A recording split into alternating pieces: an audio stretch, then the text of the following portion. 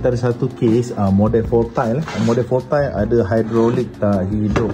So jadi kita orang minta technician ni hantar sekali board dengan panel dia supaya kita dapat orang kata apa, sebab untuk power up all the system kat sini kita perlukan jumper daripada 5V kepada ground ataupun kepada VCC. So jadi lepas kita orang test apa semua, dia missing 12V dan kita nak test, kita dah masuk wire dah masuk, kita on, ada hidup. So jadi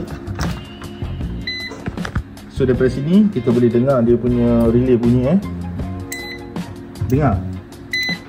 Tu ada bunyi relay, maksudnya dia dah functioning well lah. Lampu pun ada bunyi relay.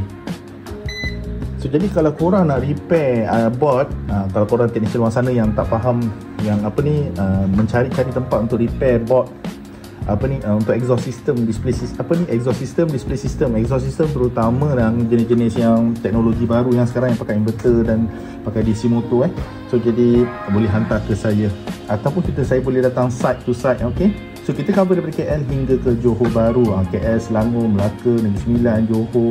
Tapi semua kena by appointment, so tak perlu replace tukar baru. So dari segi board sampai ke motor kita boleh fix, jangan risau. Alright.